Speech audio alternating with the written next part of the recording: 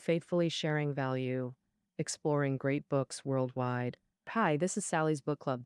Today, we're diving into the book, The Power of Self-Esteem, subtitled Embracing My Imperfections, Walking Toward Freedom and Happiness. Literally, self-esteem means respecting oneself. In popular terms, it's all about loving and liking yourself. If someone has solid self-esteem, they see people and the world more positively, handle emotions better, and live happier. But building good self-esteem ain't easy. Some folks are always down on themselves, feeling like they can't do anything right. Others might seem to have high self-esteem. And for example, they love bragging about achievements, never take criticism, and always say, just listen to me. But both cases actually show fragile self-esteem. Today's book focuses on what good self-esteem really is and how we can boost our own levels. The author is Christopher. Andre is a leader in cognitive behavioral therapy in France and the first to bring mindfulness into French mental health. He's also a prolific writer with over 30 psychology books, each selling over 100,000 copies. And the book, The Power of Self-Esteem, is Andre's biggest seller. It's been translated into 20 languages and sold millions worldwide. And next, I'll break it down for you in two parts. Part 1, what is self-esteem? Part 2, how to improve your self-esteem? Okay, let's jump into part 1. What is self-esteem? Authoritative, thoughtful author, Andre believes self-esteem is a value we assign to ourselves. Whether we like ourselves, dare to speak up, or admit flaws, it all ties back to self-esteem. Self-esteem rests on two elements. The first is how we view and judge ourselves. We're self-aware creatures. That awareness lets us reflect on actions and form self-judgments. For instance, am I positive and capable or negative and average? That self-view shapes whether we like or dislike ourselves. The second element is how others perceive and evaluate us. Humans are social animals living in communities. To survive in groups, we instinctively sense others' needs and judgments. Positive evaluations increase our survival chances. How well these two elements align determines one's level of self-esteem. Whether from low self-evaluation or poor external evaluation, both weaken self-esteem. Only when both self and external evaluations are positive does one demonstrate healthy self-esteem. 3 key dimensions help assess this. These dimensions are stability, balance, and autonomy. Let's explore each. First dimension of healthy self-esteem, stability. Stability means consistently measured responses to diverse situations. Stable self-esteem integrates self and social evaluations into a coherent self-perception system, resilient to external changes. Observe emotions. Those with stable self-esteem typically manage emotions well. They don't snap at criticism or rush to argue, unlike those with unstable self-esteem whose emotions fluctuate wildly. The book describes Alice, seen by others as gentle and praised for her calmness. Yet, at home, she becomes agitated, anxious, and overly concerned with others' opinions, often lashing out at loved ones, even needing sleeping pills and sedatives. That concludes our first dimension, stability. Now to the second dimension, balance. This means building self-esteem across multiple strengths rather than a single domain. For example, if self-esteem relies solely on work, setbacks like layoffs or being outperformed can trigger complete collapse. But self-esteem anchored in multiple areas, excellent work, close friends, happy family, personal hobbies. When facing a self-esteem crisis in one area, they can find comfort in others, maintaining overall stability. The third dimension of healthy self-esteem is autonomy. Here, autonomy specifically means independence under social pressure. A person's self-esteem, if built on external factors like money, beauty, or social status, it becomes vulnerable to societal standards and pressures. For instance, what kind of car or house defines success? To gain others' respect, they'll chase these societal standards. But self-esteem rooted in internal qualities like curiosity, kindness, and integrity won't blindly follow societal standards, fostering stronger autonomy. All right, we've now covered what healthy self esteem is and its three assessment dimensions. These are stability, balance, and autonomy. Healthy self esteem's opposite is fragile self esteem. As mentioned earlier, only those with high self evaluation and external evaluation achieve healthy self esteem. People with fragile self esteem have low self evaluation and deeply fear negative external judgments. To avoid low evaluations, they often use behavioral strategies to protect their fragile self esteem. The book details four key strategies. First, preemption, acting dominantly to block criticism opportunities. The author's client, Matthew, mastered preemption. Originally shy, Matthew became dictatorial and arrogant after becoming a leader. To appear mature, he constantly acted cold. Subordinates saw him as commanding, but this masked emotional fragility from low self esteem. He feared others seeing him as inadequate or rejecting him. The rejection would cause deep emotional wounds. To avoid emotional blows, Matthew preempted, adopting a dominant, unquestionable attitude to feign strength and protect his self esteem. The second strategy is excessive self promotion. Some people exaggerate their achievements to gain high praise from others. Specifically, they brag incessantly in all situations. These individuals appear arrogant and omnipotent in groups, often irritating others. For example, the author had a client, a highly skilled musician, who flaunted his achievements everywhere. People often disliked him within 5 minutes due to his endless boasting. Even friends and family couldn't tolerate him. Once, when he bragged about concert numbers, a friend bluntly interrupted, "We know, you've been to America 11 times. Many mistake such behavior for narcissism, a sign of high self esteem. Actually, it's the opposite. They repeat achievements because they're insecure and fear being seen as inadequate. They use exaggeration to signal, I have high self esteem, something truly secure people don't need, protecting self esteem. The third strategy is playing meek, undervaluing themselves unrealistically to mask low self esteem. Partly from self doubt, partly thinking, if I've already hit rock bottom, what more can you do to me? This too avoids criticism and self denial. Endry had a colleague others saw as competent, but who constantly feared misdiagnoses and wrong prescriptions. He eventually referred patients to senior doctors regularly. He'd say, "Doctoring stresses me out. I want to garden instead since I'm unfit for this job." This colleague typifies an inferiority complex from low self esteem. Such people habitually self deny, like sieving out all their strengths. They fixate daily on flaws, feeling inferior everywhere. To protect self esteem and avoid worthlessness, they meticulously dodge competition and failure risks. The fourth strategy to protect self esteem is called fawning over superiors and bullying inferiors. There are people whose attitudes shift dramatically depending on who they're interacting with. For example, one woman desperately flatters anyone she considers superior, but she treats those with lower social status especially poorly. She even publicly belittles her husband to make him seem unworthy of her. She uses this method to elevate herself and protect her self esteem. You might think they're slick social chameleons, but this actually indicates low self esteem because inwardly they believe this is the only way to gain approval, especially from higher ups, since they lack stable self worth, constantly trading put downs or flattery for a I'm okay self image. That concludes part one of the book. Self esteem is a value we assign ourselves, composed of self evaluation and others' evaluations. Healthy self esteem has three key dimensions: stability, balance, and autonomy. People often use four strategies to protect fragile self esteem: preemption, excessive boasting, playing meek, and fawning over superiors while bullying inferiors. Now let's discuss part two: how to improve self esteem. As mentioned, self esteem has two key components: self evaluation and others' evaluations. So, the first step to improving self esteem begins with self acceptance.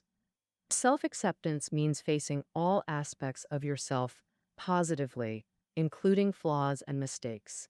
This isn't self indulgence. Only through acceptance can we acknowledge problems and initiate change. So, it's like rushing to catch an early flight but missing it anyway. Denying reality or blaming yourself for leaving late won't help. Only by accepting you've missed the flight can you take action, like rebooking or finding alternate transport. And when practicing self acceptance, the most crucial step is stopping negative self judgments. Negative self evaluation often comes from being unrealistically harsh on yourself, like expecting perfect scores every time, then feeling like a failure with 99%.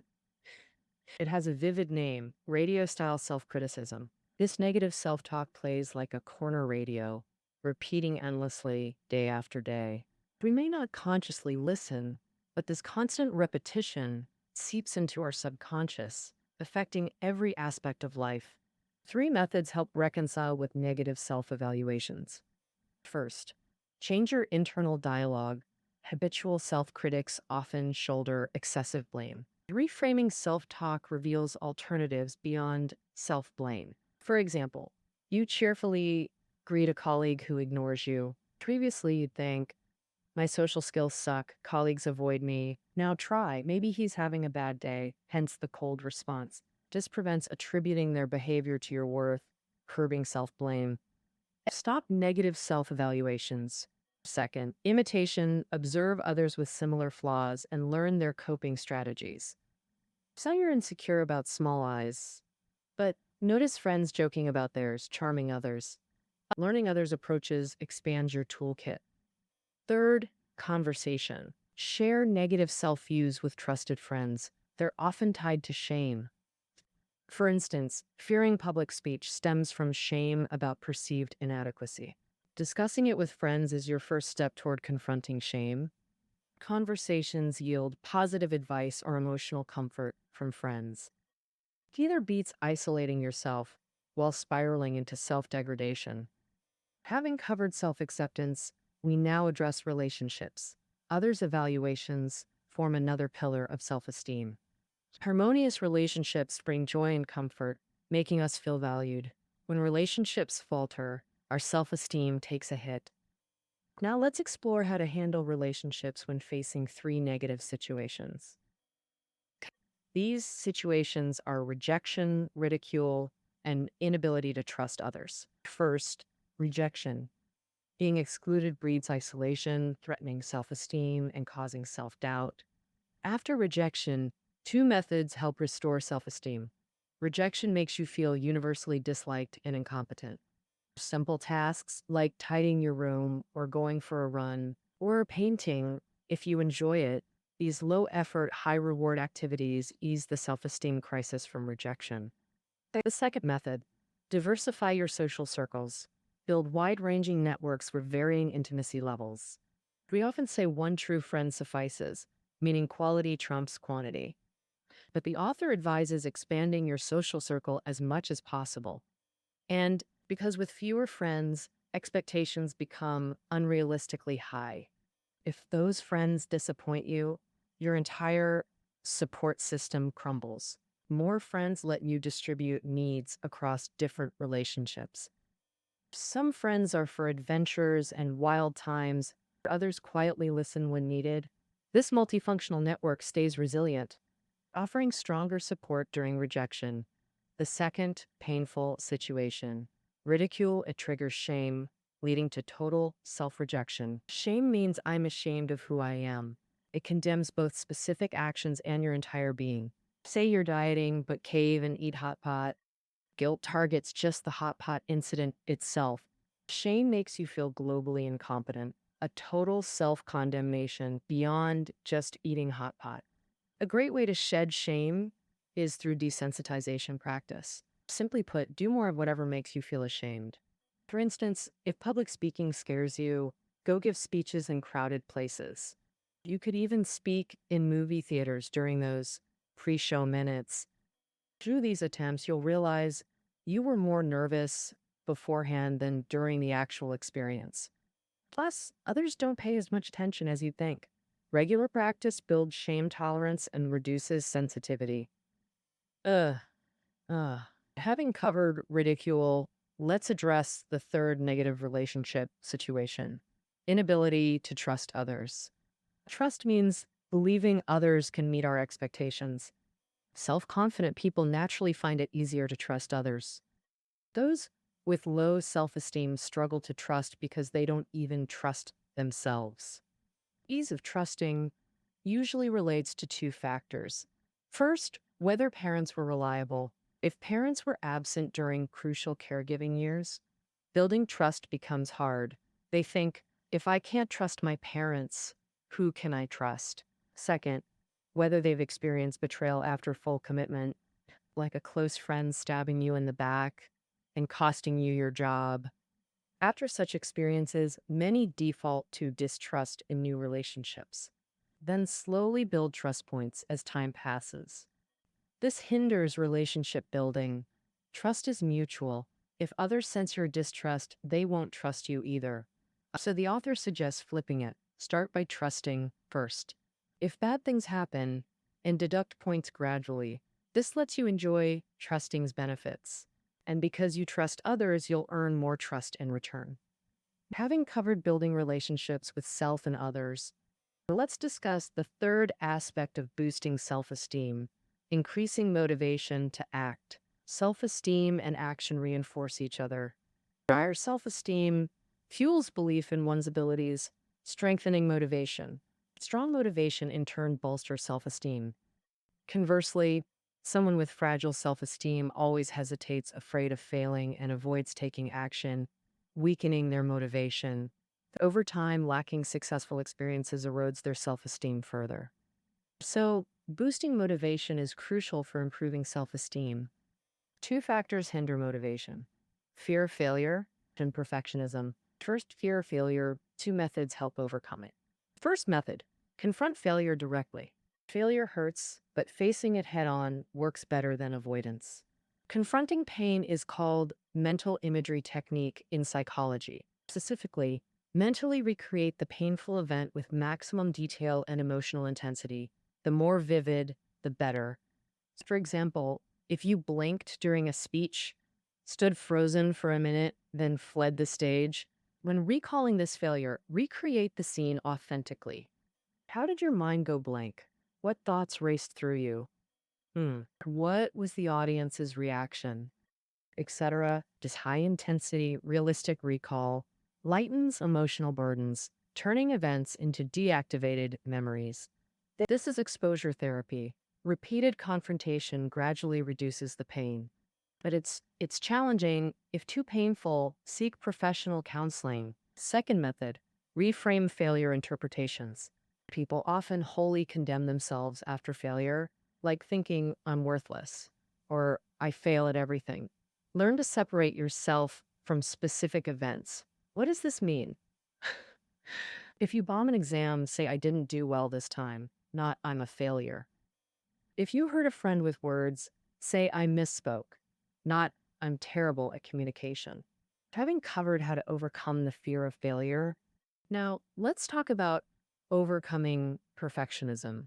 You might say, isn't perfectionism about high standards and doing everything perfectly? How could that hinder someone's actions? In fact, many perfectionists set extremely high standards from the start, then procrastinate or avoid action when they realize the goal might be unattainable, leading to many things never getting done. Hmm. Let me give an example from my work. One client planned to learn calligraphy, bought the four treasures of the study, but ended up just studying famous calligraphy works at home.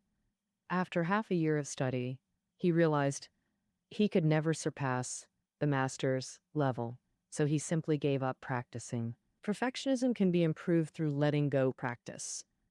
Letting go practice means starting with harmless little things, allowing yourself to make small mistakes, like intentionally arriving late to a movie, doing only half the housework, or inviting friends over, but without deliberately tidying up the messy house. This practice helps perfectionists see that even if things aren't done perfectly, there are no serious consequences. Insisting on perfection in everything is unnecessary and adds a lot of stress. All right, that concludes the book for you. Self esteem is a value we assign ourselves.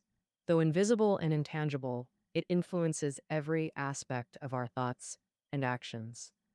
Many modern mental struggles and social issues, like extreme anxiety, comparison, procrastination, etc., stem from either self disapproval or fear of rejection, all ultimately related to self esteem. I hope today's interpretation helps you rediscover self esteem and use its power to navigate life's storms.